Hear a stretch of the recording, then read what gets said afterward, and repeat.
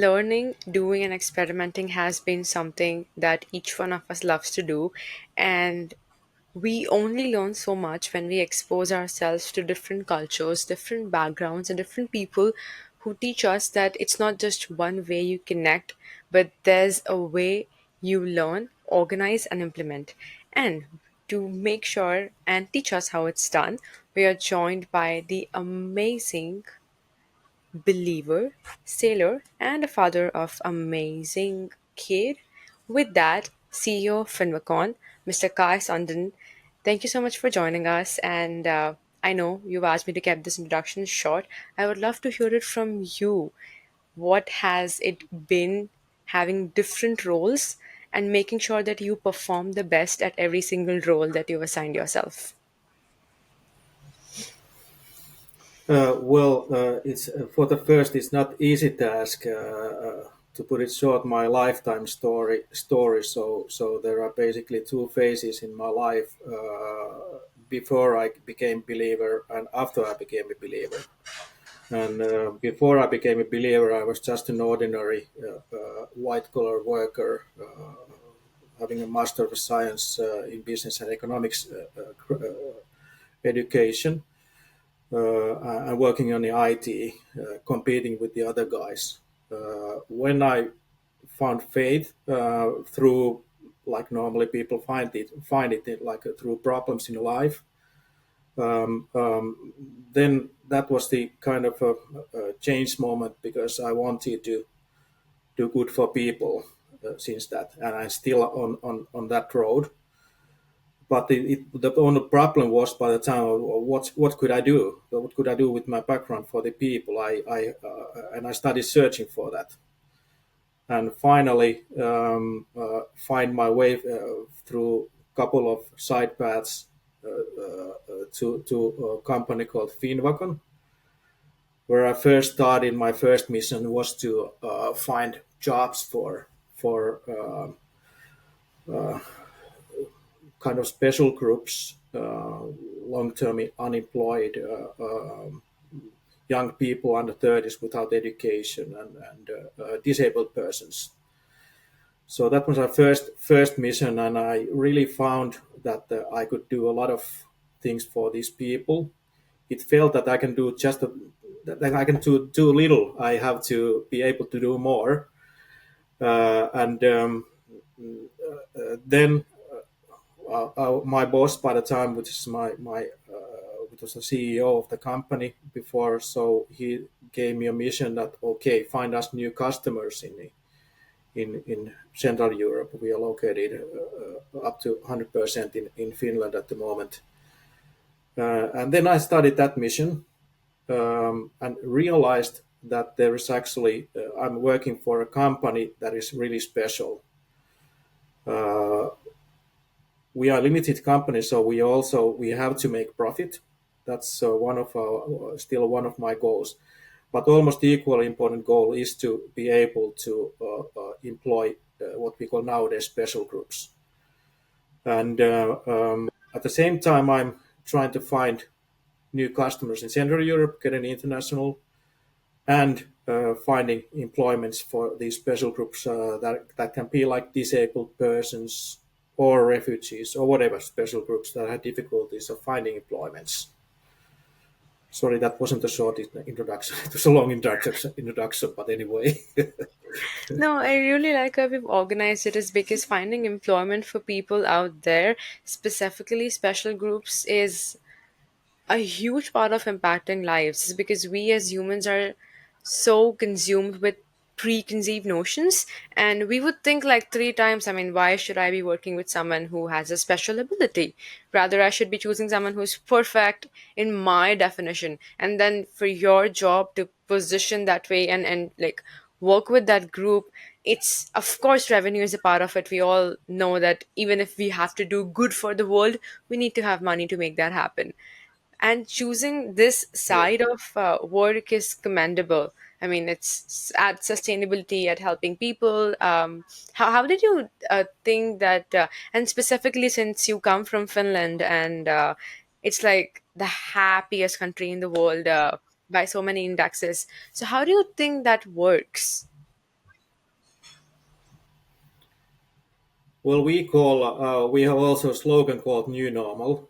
Well, "New Normal" concept became pretty famous during the COVID-19 times, but we had the new normal concept even before, and we call "New Normal" as a model that all the companies in the whole world should follow, and it means that there is nothing special with the special groups. They are totally ordinary people, and we all are.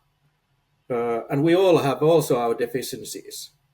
So it's a kind of a two-way road that when I started working for a Finvacon, and our CEO by the time took me for a round at Finvacon, the first worker stopped me and asked, "What is wrong with you, Kai, that you have started working here?" And I was like, "What do I have to have something wrong?" But the reasoning behind was that we all have our deficiencies. We are nobody's perfect, and that was a kind of philosophical change moment for me to understand that there's not like this end and this end. There's like a long range of people between, and we all have our mistakes. We all do mistakes, and we all have our deficiencies. And we can everybody has to understand so that the society would work in a way that supports everybody. Um, you mentioned Finland being happiest country in the world. Actually, it is a fact in eight years already in a row. And when the first times the result from UN came from UN report that Finland is the happiest country in the world, so we were like in Finland that this is some sort of a joke.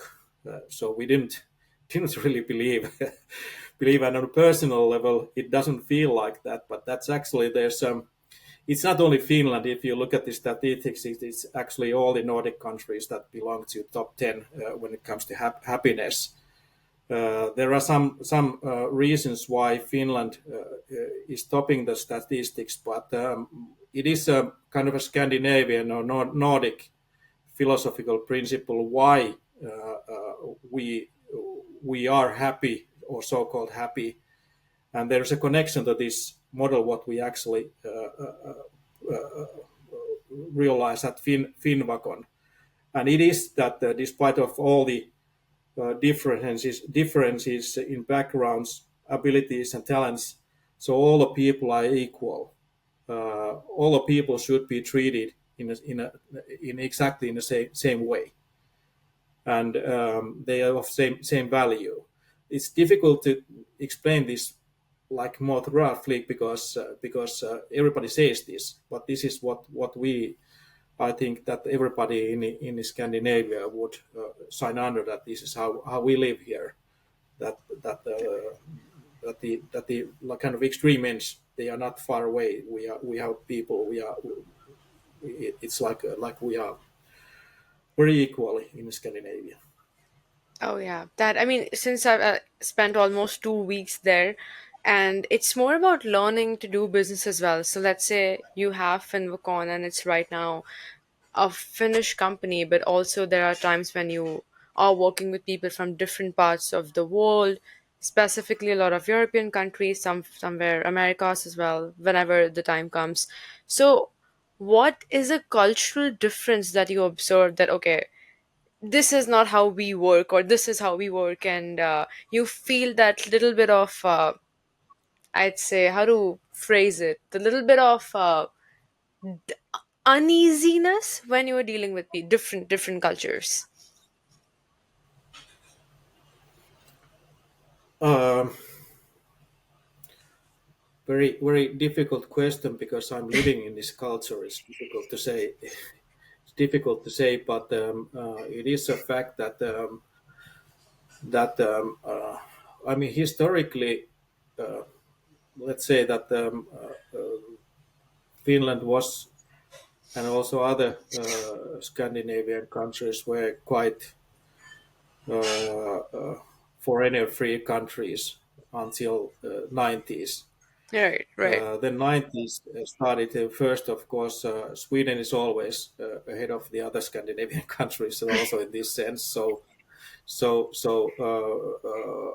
Sweden became international first, and I think that the first moment uh, um, for Finland was when we had a kind of a cultural shock, and foreigners were kind of adopted to our society. Was when there was a wave of refugees from Somalia.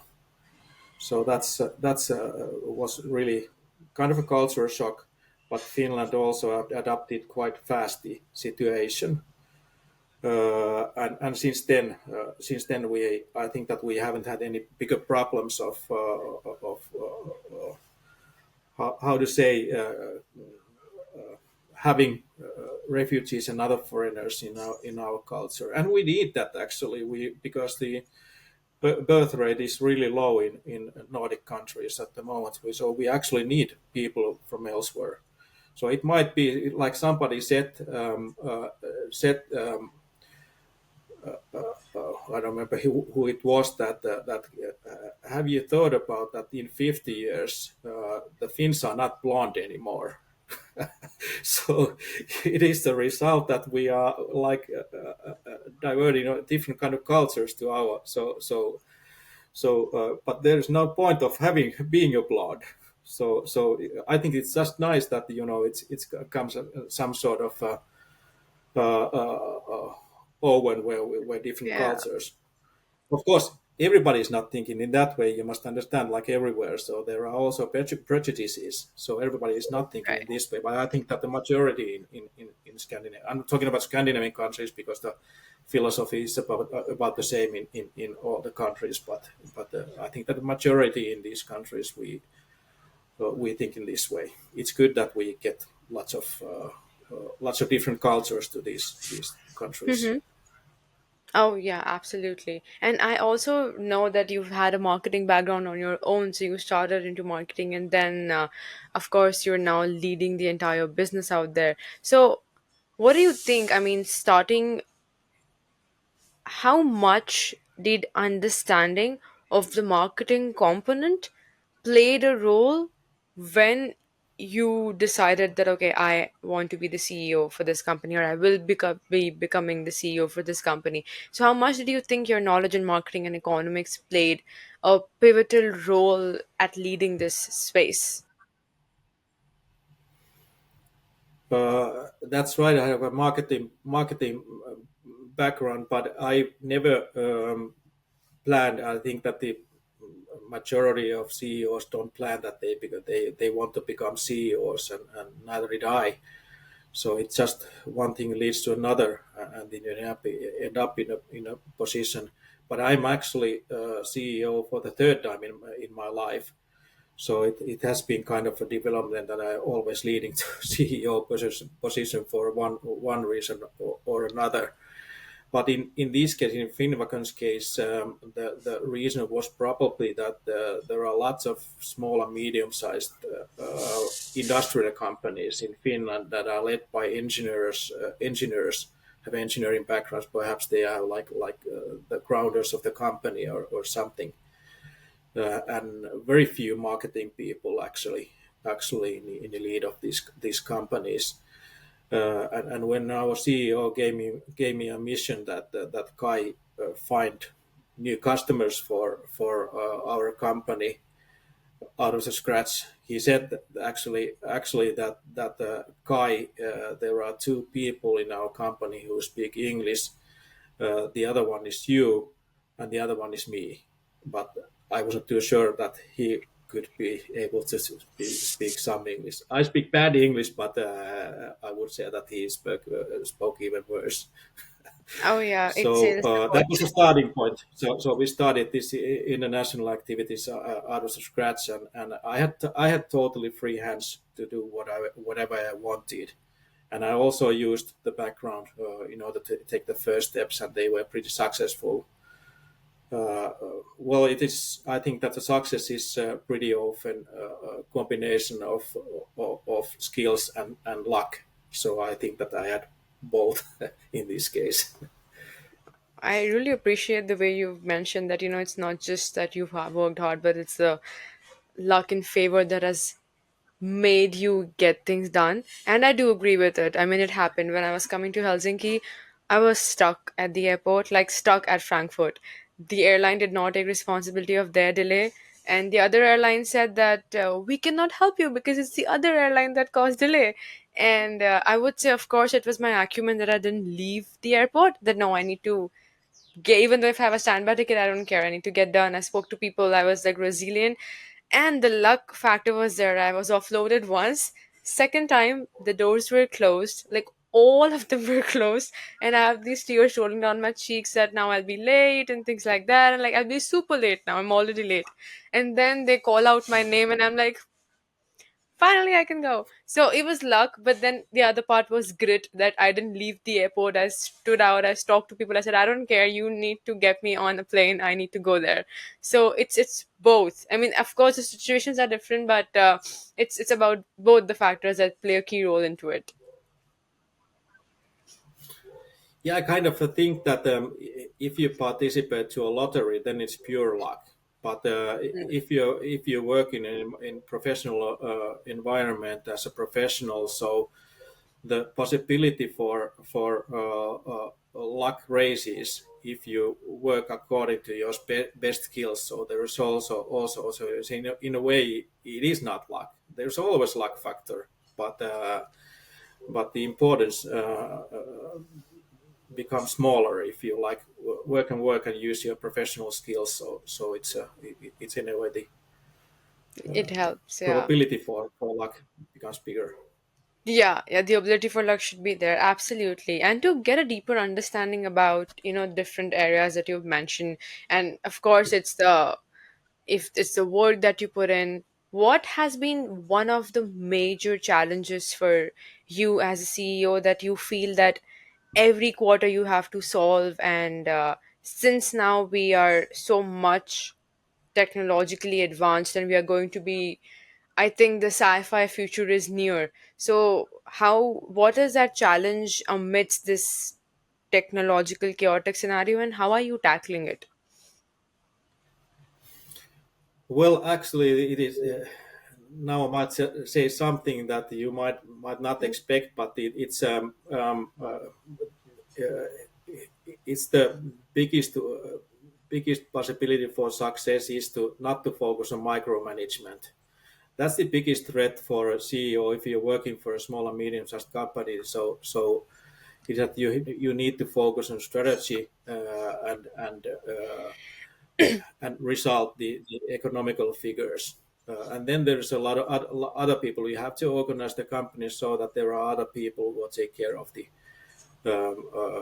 other things. Now our COO would clap his hands when I'm saying these words because this is where we have the biggest arguments that I'm too much putting my nose on the other people's stuff.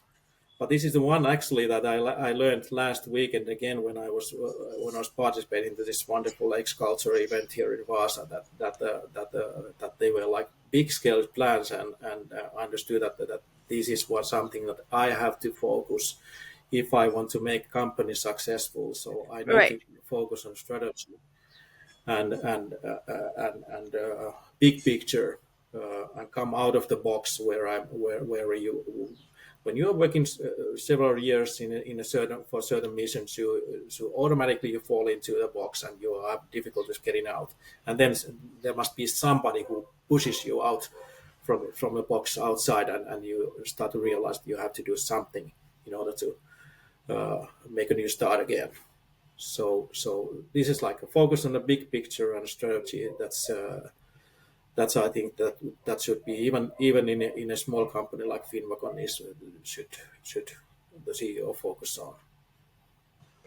And even if it comes to strategy and the big picture, so how do you map that out? I mean, let's say we have this big vision for the company. So you state that this is a vision that you want to achieve, and then you need to like form different steps, is because sometimes the vision looks so far that you are like, no matter what we do, we're never sure that we'll be able to bridge that gap and achieve it. So how do you decide on the vision statement, that this is my vision statement, and then the steps to make that vision a reality? Well, the biggest challenge when it comes to vision and mission, biggest challenge of what CEO has is that how to get the message to the people you're working with, how to get it to the grassroots, how to get it to workers. It Right. still is the biggest challenge. I've been building up visions and missions for so long time that I don't even try that anymore. So it's impossible task. I have to find other ways to get to be able to address to the workers. Hmm. But it is still very important to have a vision and mission. But how I think that how I try to uh, uh, manage with them is that I try to put my philosophy into them, and the philosophy is that I'm pretty simple man, and I need to understand that how is vision directing us concrete in a concrete way within next 3 to 5 years. So I want to see numbers in visions. I want to see something concrete that we can take a hold on. And of course, annual planning is important, but it has to be connected to the vision. If we, in the end of a year, if we can constate that our budget, for example, or other plans somehow looks a lot different from a vision, and we think that our plans are anyway correct, then the vision is wrong. Then we have to figure out. So you need to be also like 10 years ago or 20 years ago we made visions that now we stick to this vision and we follow up this vision. The world is not that like that anymore, so you need to be flexible also with the visions. You need to be flexible with everything if you want to survive in a business. And I absolutely get the importance of like putting it down to the people that you work with. And since the industry that you're in is about the electronic side, working with transformers, working with the motor components and the electronic side of things. So, what has been the most insightful piece of innovation that you have witnessed within this decade in this space, that you felt okay, like these they are like this futuristic innovation could entirely change how you view the current transformer and motor industry? Well, I learned that already when I was studying in the 90s that you should like all the time try to get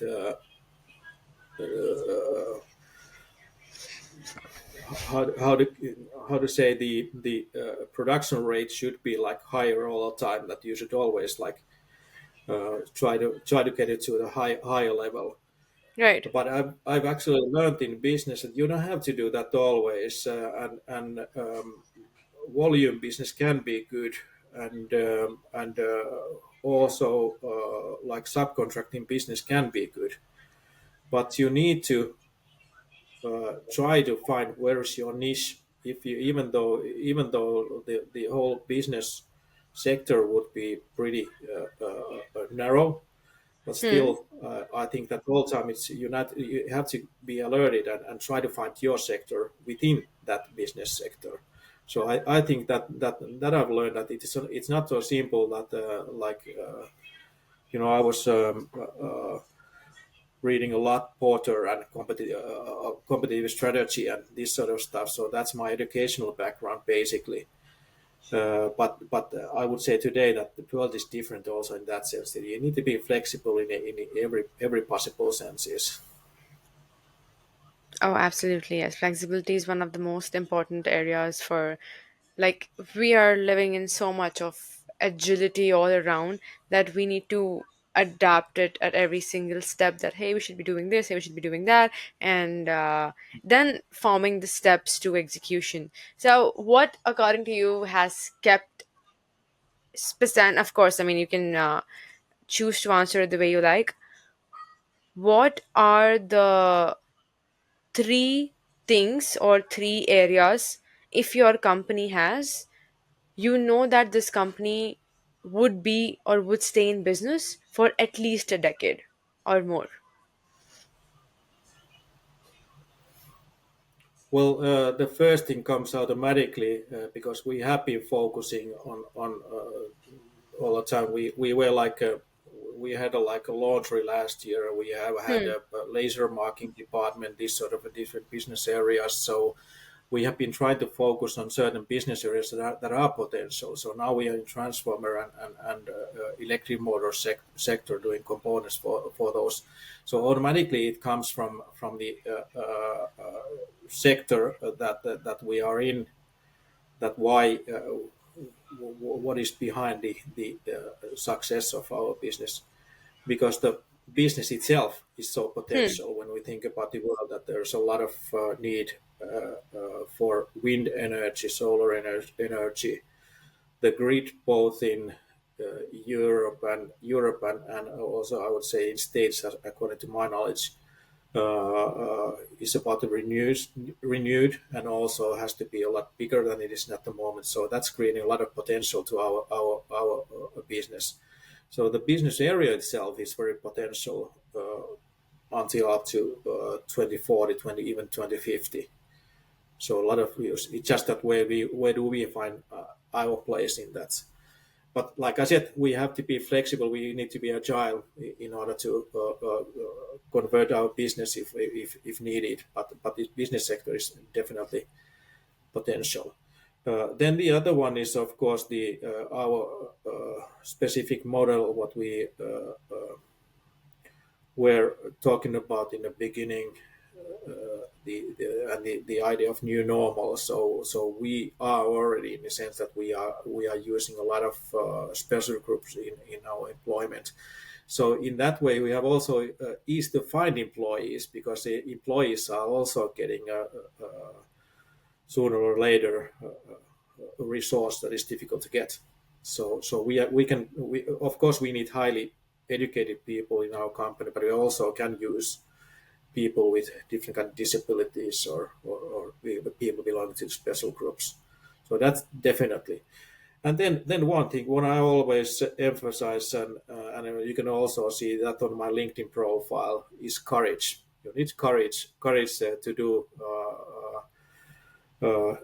things differently, and follow the path that you have chosen. Even you might have as just a minor risk for doing it wrong.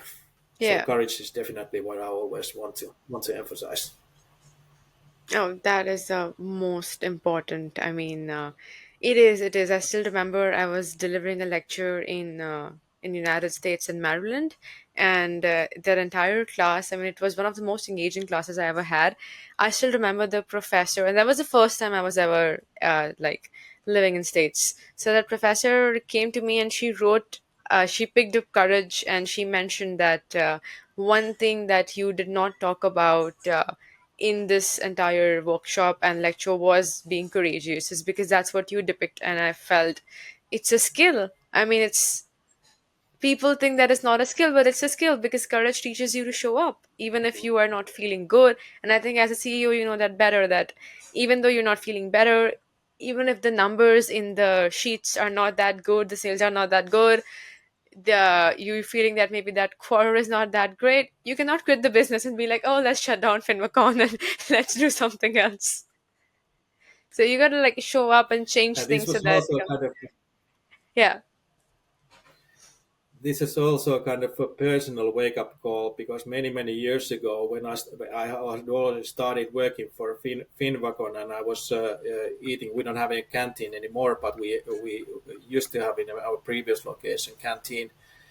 And I went to a table of a certain guy every day. He was a disabled person, and I liked his stories because my son was played, on Hmm. internet, and this guy was playing a lot.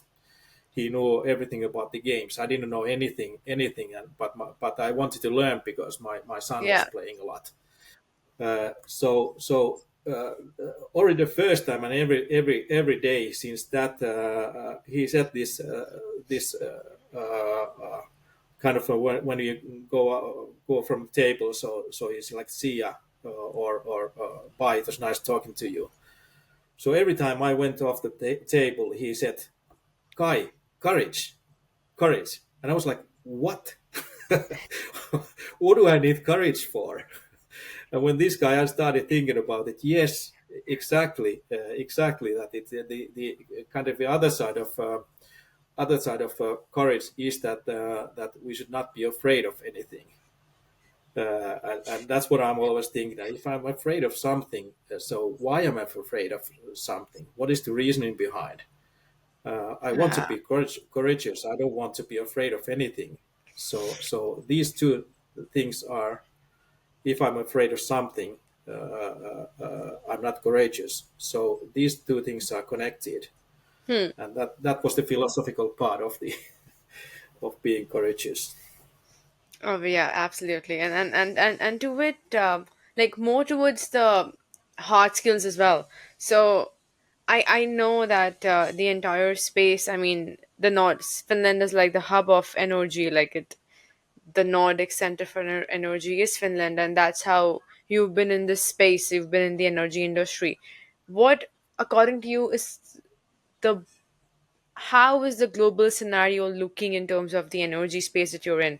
I mean, do you want to have more outsourcing of your products or outsourcing of, or how do you think? I mean, what is the energy landscape in the globe based on your knowledge? Uh, the potential of energy sector is huge, of course, and that's I mentioned this many times, and that even before the war between Ukraine and Russia, it was big, but the war like accelerated the development a lot because at least the whole Europe wanted to get rid of the Russian fossil fuels, and what is there instead? Well, wind and solar energy. So that boosted the business totally. So I don't know if there's anything outsourceable at the moment in our business because there are so much transformers needed at the moment in different kind of sectors like the grid wind energy and solar energy and lots of other areas that everybody has enough work. Not much competition, which is of course not the optimal situation from the point of view of our customers. But this is how it is. That sometimes there are external reasons, like in this case, the war that boosts the. It's sad that there is a war, but it boosts a lot our business and business of all the companies in this sector. So this is a, I think that at the moment this is a kind of happy story in a world where there are lots of bad things happening all the time, and I think that this the success story of the sector is going to continue many years ahead. And if I give a deeper thought into it, absolutely yes, since like the need of transformers and everything is also changing. So, and I know someone like a friend of mine worked in, he actually submitted a near research paper in Norway, worked on a semiconductor thesis for like what should be the best metal like could be replaced and how he did a proper research on the semiconductors. So, for transformers, what is the new research that's coming that you feel could revolutionize the way we use transformers or the industries use transformers? Like, what are the emerging researches that you are seeing as well? Um, well, we've been talking a lot about the solar and wind energy, but Hmm. definitely for me, last autumn the wake up call was that the grid is like the electric grid is everywhere too small, and it also needs to be renewed almost everywhere. I mentioned already Europe and States, but I can even imagine that how big the need is in, for example, in Asia. The markets are huge. One thing I didn't mention is the kind of Google and other service centers. What I taking a lot of energy. That's kind of strange that the more we have podcasts here in the internet, the more space and more grid is needed in the service centers. Right. So so that is also like one need why there is a lot of more energy needed, and in that way also transformers. Oh yeah. I mean, if I look at that way, absolutely. And do you think that the like so many researchers are working with different groups to like figure out how to reduce like how to make everything sustainable for everyone? So, do you actually believe that by the time we are alive on this planet, I don't know about the next 100 years, but let's say the next 50 years that we might be staying, that we can actually achieve this sustainability? I really do hope, and I would like to solve all the problems in the world both when it comes to sustainability, our nature, our pure nature, and even more the people, that people would be equal. I would like to solve all the problems, and of course I think in a way as a father that I would like to create better world for my kids, than even for the coming generations. But unfortunately, I can't do everything. But what I can do is be responsible for my own part. Act in as responsible way as possible, and in as in sustainable way as possible. Well, I drive an electric car at the moment, but I could like drive a diesel car. So I don't think that makes a so big difference, to be honest. So you can drive with gasoline cars in America. I don't mind. I don't mind. So it's not that big thing. But we need to think about big picture, and that's what at least, like I said, that I'm thinking for my part. I hope that the other people also think in a responsible way and in a sustainable. But what I can do is just to think for my part and try to do as much as possible. I don't know if that answered the question, No, it does. I mean, each one of us needs to think of that future for like ourselves and our upcoming generations. Which I mean, and it's so much that we know that we cannot change the entire world, but we can do things that can help other people also think the way that we are thinking and be that chain of bringing that innovation or that drive change as well. I told you about this big change. What happened to my when I found faith and got religious. So that was a turning point. That I think that I was quite selfish before the change, but it was like this that I started thinking about the other people and how can I serve other people instead of myself. So this is something that the big choice that everybody has to make, to decide that whether I'm here on a planet to serve myself and enjoy of life, or am I here to serve other people, and why. Also, I have to figure out why I'm here to serve the other people. Why would I do that? I made Right, my right, right. decision, but everybody has to do their own like Oh judgment, yeah. that why I'm here. I like how you've touched on this concept of faith as well. I mean, it's of course about having the knowledge about your industry, knowing the numbers, having the right attitude. But I'd like to touch upon this a little bit. How much do you think faith or any religious belief could be for any religion? Maybe you have another religious belief, I do, but it comes from it stems from faith, that believing in a higher power or an existence of, let's say, God. Do you think that changes the way we operate or we think as humans. Absolutely. At least in my faith, the big difference is that am I here just this life, or is there something outside of this life? That's the essential question.